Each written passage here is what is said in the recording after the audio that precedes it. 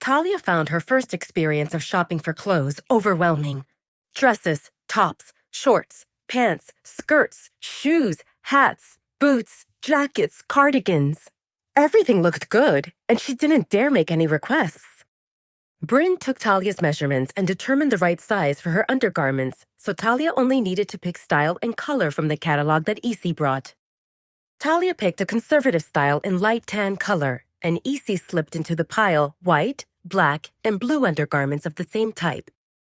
Bryn expertly removed clothes from Talia and put new ones on, and Isi went out to get the right size or color when needed. When Isi came out of the dressing room the second time, she changed the sign on the door to closed and locked the door so that new customers didn't come. The two of them committed to serving Talia, convinced that would please Damon. "This green dress goes great with your hair," Isi exclaimed.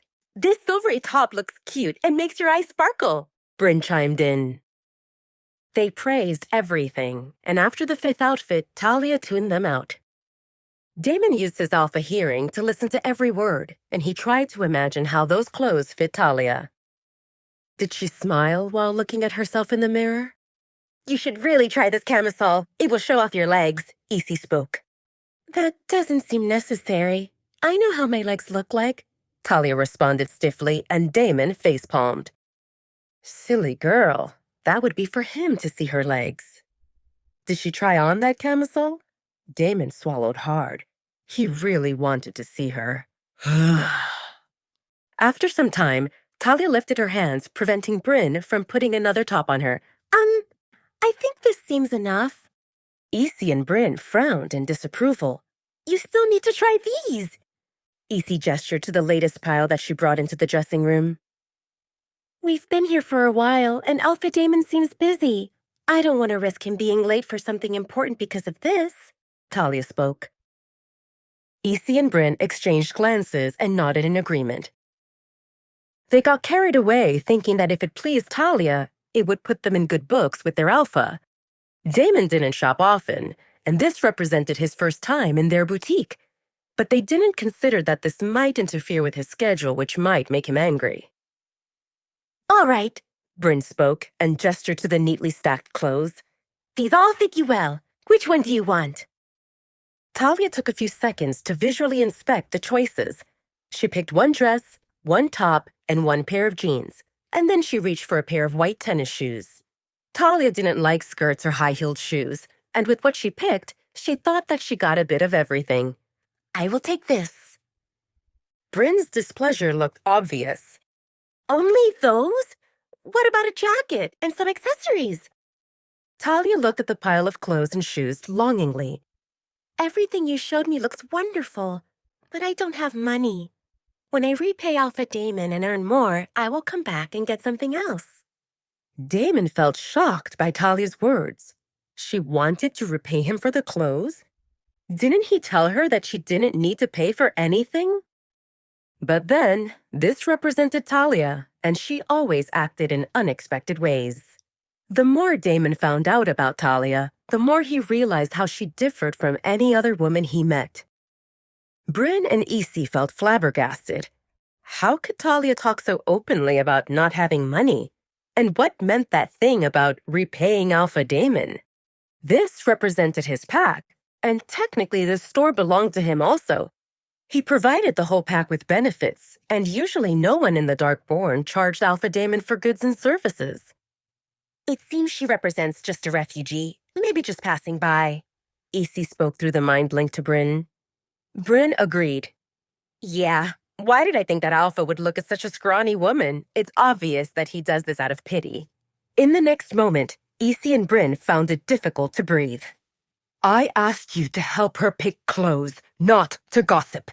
Damon's icy voice sounded in Bryn's and Isi's head, and the two of them visibly paled. "Do you think that this seems too much?" Talia asked two saleswomen. She saw their expressions change, but she felt unsure about the cause. "Maybe I should get only the dress then." "Pack everything that fits her. You have 2 minutes." Damon spoke to Isi and Bryn through the mind link. "If I hear any rumors about this, I know where to find you." Talia watched as Bryn and Isi scrambled through the dressing room. They filled their hands with clothes and shoes and dashed out without telling Talia what happened. One moment, Essie and Bryn forced clothes on her with smiles on their faces. Then they asked her to pick with stern expressions, and then they just left frantically. Talia felt unsure what to think of this. Maybe everyone in this pack acted moody like Alpha Damon. When they got close to the pack house, Damon mind-linked Maya and Caden. "Where is Casey?" She stayed in the living room, waiting for you, Maya responded. "Keep Casey busy. We will be there in a minute. Don't let Casey see Talia." Damon didn't want to hide Talia, but if Casey saw her, it would cause more drama and it might upset Talia more. Casey represented a loose cannon. Damon got out of the car and helped Talia out, but this time he didn't let go of her hand. He almost ran up the stairs and Talia had difficulty keeping up with him. He halted his steps when they reached the 3rd floor and looked at Talia, who caught her breath. "If this gets you winded, you should exercise more." He spoke flatly. Talia looked at him dejectedly. No amount of exercise will help me keep up with you. "With your speed or with your mood?" Damon smirked. "We will see about it. We start after Travis says that you healed." Talia's lips twitched as she felt a calamity approaching. Did he say, "we start"? What did that mean about we? Damon glanced towards the stairs, wondering if Casey would act brazen enough to come after them. She should know that the 3rd floor stayed off limits, but Casey represented the one who ignored the rules. He opened the door of Talia's room and practically pushed her in.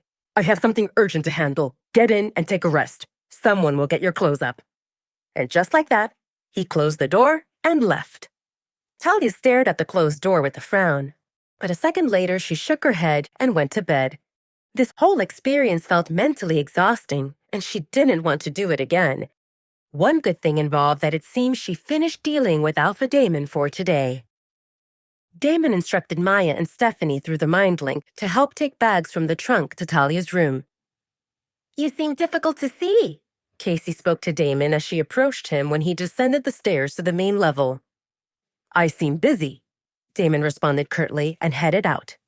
Damon nearly blew a fuse in the boutique when he heard how Essie and Bryn spoke about Talia, and he needed to steam out, so he went to the training grounds.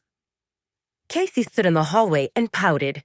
Sure, Alpha Damon always seemed busy, but normally she could see him over meals and in the evening, yet now he seemed impossible to catch, and she still didn't get a chance to find out what happened in the Red Moon Pack. Her plan involved getting him to bed and making him talk when his guard went down, but he didn't seem interested in carnal activities. What happened? Casey's eyebrows shot up with curiosity when she saw Maya and Stephanie, both with hands full of bags that clearly came from a boutique in Darkbourne. Casey visited here many times, so she felt familiar with the town and shops. She glanced through the main door and saw that those came from the trunk of Damon's car. Did Alpha Damon return from shopping? Casey asked Maya. Maya smirked. What do you think? Casey's expression darkened. Didn't he say that he seemed busy? And he went shopping? Casey craned her neck to see what's in the bags, but other than one piece of white fabric with lace on the edge, she didn't see much. Casey frowned while looking up, just enough to see that Stephanie and Maya went all the way up to the 3rd floor. Did he buy presents for someone? But there existed no guess other than Casey, and it didn't make sense that Damon would buy clothes for Stephanie or for Maya. Casey's face exploded into a smile when she concluded that those clothes must belong to her. Yes, it made sense. Alpha Damon avoided her and pretended to seem busy while secretly he went to buy clothes for her, and he would give them to her as part of some surprise. Did he plan for a romantic dinner? Who knew? Maybe he would ask her to become his Luna. Casey told herself not to spoil the surprise. She would pretend that she didn't see anything, and when the time came, she would show him her best amazed expression. Casey hummed a tune and went to her room with a spring in her step.